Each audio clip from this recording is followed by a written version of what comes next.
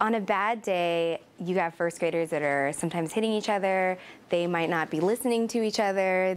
I would hear stories about him just kind of taking all the pencils and everything that's on the table and throwing it all over the room and standing up on the chair and just kind of feeding off the attention of the whole class. Just another day at school, a common experience for teachers and students. But at Beacon Hill International Elementary, they have a plan. So what does an irritated face look like? What makes you feel irritated?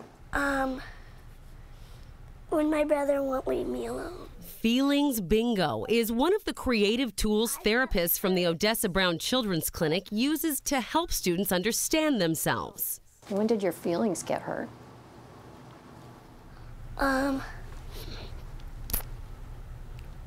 When my mom yells at me. Yeah. Gina Gutman, a mental health therapist, works directly with students in the school. My job is to help children be successful in school and to try to remove the barriers that are keeping them from being successful. We dearly love the kids and families that come here. We want to serve them well, and we also are very concerned about the families that can't make it to our clinic. So we had to go to where families were, and what a wonderful way to do that, and that is go to schools and go to where the kids and families live. Mark Fadul manages the mental health program at Odessa Brown Children's Clinic, where they figured out how to weave mental health care for families into every visit. And once you have that time to really listen, ask the questions that are open-ended, and hear the story, because from there, the path gets a lot brighter. Pick another. Pick another one. Let's do flowers. There are kids that experience trauma, and there are kids that they don't have a stable home life, and that is tough at home. And you see that in the classroom. It comes out right here in class, and it's tough. Michael has a supportive family. Michael has a lot of, intelligence and creativity and emotion, sensitivity.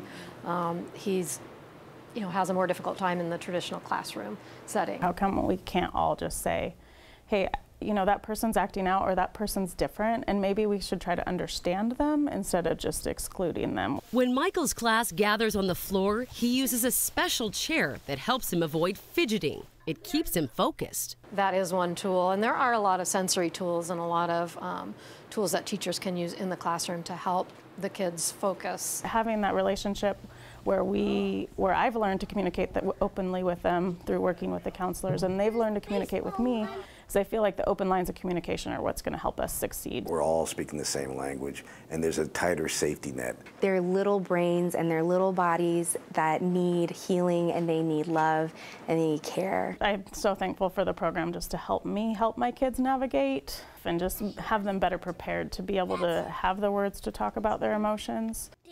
Everyone we talked with concerning this story expressed a sincere desire to see programs like this expand.